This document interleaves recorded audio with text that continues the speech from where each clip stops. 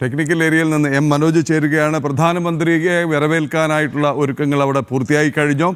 അദ്ദേഹത്തെ വരവേൽക്കുക അതൊരു ചരിത്ര നിമിഷം കൂടിയാണ്. മേയറുടെ ആ മേലങ്കി അണിഞ്ഞ്, മേയറുടെ ഔദ്യോഗിക വേഷമണിഞ്ഞ് വി രാജേഷ് ഇന്ന് പ്രധാനമന്ത്രി നരേന്ദ്രമോദിയെ വരവേൽക്കാൻ തിരുവനന്തപുരം വിമാനത്താവളത്തിൽ എത്തും. ഒരുപക്ഷേ വളരെ കാലമായി സ്വപ്നം കണ്ടിരുന്ന ഒരു മുഹൂർത്തമാണ് തലസ്ഥാനത്തെ മേയറായി ഒരു BJP പ്രതിനിധി വരിക എന്നുള്ളത്. ഒപ്പം തലസ്ഥാനത്തിൻ്റെ വികസന സ്വപ്നങ്ങൾക്ക് ചിറക് നൽകുവാനായി പ്രധാനമന്ത്രി എത്തുന്നു. ഒരിക്കൽ കൂടി ഓർമ്മിപ്പിക്കട്ടെ, പ്രധാനമന്ത്രി വന്നുടനെ ഒരു 12-ന് അല്ലെങ്കിൽ 15-ന് അല്ലെങ്കിൽ 25-ന് വികസന പദ്ധതികളുടെ പ്രഖ്യാപനം അല്ല പ്രതീക്ഷിക്കേണ്ടത്. പകരം ഒപ്പമുണ്ടാകും എന്നുള്ളൊരു ഉറപ്പാണ്. കാരണം അദ്ദേഹം എത്തുന്നത്, നേരത്തെ രാജീവ് ചന്ദ്രശേഖർ ചൂണ്ടിക്കാട്ടിയതുപോലെ തന്നെ BJP ഇവിടെ കോർപ്പറേഷൻ ഭരണം പിടിച്ചു കഴിഞ്ഞാൽ 45 ദിവസത്തിനുള്ളിൽ പ്രധാനമന്ത്രി നരേന്ദ്രമോദി എത്തും എന്നുള്ളൊരു ഉറപ്പ് നൽകിയിരുന്നു. വളരെയധികം ആഗ്രഹങ്ങളുണ്ട്, വളരെയധികം മോഹങ്ങളുണ്ട്, വളരെയധികം ആവശ്യങ്ങളുണ്ട്, വളരെയധികം അത്യാവശ്യങ്ങളുമുണ്ട് തലസ്ഥാന നഗരിക്ക്, അനന്തപുരി നിവാസികൾക്ക്, സംസ്ഥാനത്തിന്. ഇതൊക്കെ പ്രധാനമന്ത്രിക്ക് മുന്നിൽ സമർപ്പിക്കാനുള്ളൊരു അവസരം കൂടിയായി മാറുകയാണ് ഇന്നത്തെ ഈ സന്ദർശനം.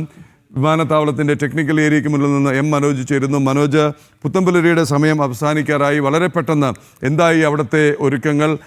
പ്രധാനമന്ത്രിയെ സ്വീകരിക്കാനുള്ളവരൊക്കെ അവിടെ എത്തിക്കഴിഞ്ഞോ?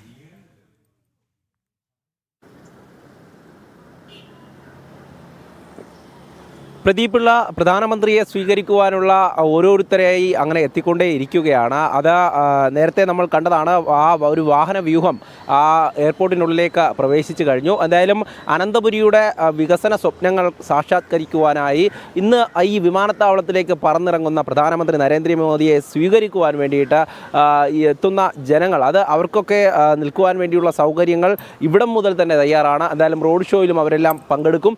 അതോടൊപ്പം തന്നെ പ്രധാനമന്ത്രിയെ വരവേൽക്കുവാനായി മേയർ വി രാജേഷ് അടക്കം ഈ എയർപോർട്ടിലേക്ക് എത്തും. നേരത്തെ സൂചിപ്പിച്ചതുപോലെ തന്നെ ആദ്യമായി ഈ ഒരു BJP പ്രതിനിധി മേയറായതിനു ശേഷം പ്രധാനമന്ത്രിയെ വരവേൽക്കാനായി എത്തുകയാണ്. അതിൻ്റേതായിട്ടുള്ള അഭിമാനം എല്ലാ BJP പ്രവർത്തകർക്കുമുണ്ട്. എന്തായാലും BJPയുടെ നിശ്ചയിച്ച ആളുകൾ പാർട്ടിയുടെ ഭാഗത്തു നിന്നും അതോടൊപ്പം തന്നെ ഈ കോർപ്പറേഷൻ്റെ ഭാഗത്തു നിന്നുമൊക്കെ ഉള്ള ആളുകളൊക്കെ എത്തിക്കൊണ്ടിരിക്കുകയാണ്. എന്തായാലും കനത്ത സുരക്ഷാ സംവിധാനങ്ങൾ തന്നെയാണ് ഈ ടെക്നിക്കൽ ഏരിയയിൽ ഏർപ്പെടുത്തിയിട്ടുള്ളത്. അതായത് ഈ ടെക്നിക്കൽ ഏരിയയുടെ ഗേറ്റിന് മറുവശത്ത് പോലും മറ്റ് മാധ്യമങ്ങൾക്കോ അല്ലെങ്കിൽ മറ്റ് ആളുകൾക്കോ പ്രവേശനം, അത് SPGയുടെ നിർദ്ദേശപ്രകാരം തന്നെ പോലീസ് അതിൽ നിയന്ത്രണം ഏർപ്പെടുത്തിയിട്ടുണ്ട്. എന്തായാലും നമുക്ക് നിൽക്കുന്ന പാതയിലൂടെയാണ് അദ്ദേഹം, ഈ വഴിയാണ് ഇങ്ങനെ വരിക. അപ്പോൾ നമുക്ക് കൃത്യമായും അദ്ദേഹത്തിൻ്റെ ആ വാഹന വ്യൂഹവും അദ്ദേഹത്തെയും കാണാൻ സാധിക്കും. എന്തായാലും പ്രധാനമന്ത്രിയെ സംബന്ധിച്ചിടത്തോളം ഈ അനന്തപുരിയിലേക്ക് എത്തുന്നത് ആദ്യമായല്ല, പക്ഷേ ഇത്തവണ എത്തുമ്പോഴുള്ള ഒരു പ്രത്യേകത തന്നെയാണ് ഈ അനന്തപുരിയുടെ ഈ തലസ്ഥാനത്തെ കോർപ്പറേഷൻ്റെ ഭരണം. അത് BJP ആ ഭരണം ഏറ്റെടുത്തതിന് ശേഷം പ്രധാനമന്ത്രി എത്തുകയാണ്. ആ വികസന സ്വപ്നങ്ങൾക്ക് അദ്ദേഹം ചിറക് നൽകുകയാണ്. അതിൻ്റേതായിട്ടുള്ള മറ്റ് പ്രഖ്യാപനങ്ങളൊക്കെ ഇനി വരുന്ന ദിവസങ്ങളിലോ അല്ലെങ്കിൽ ഇന്ന് തന്നെ പല പദ്ധതികളും പ്രഖ്യാപിക്കുമെന്നാണ് മനസ്സിലാക്കുന്നത്.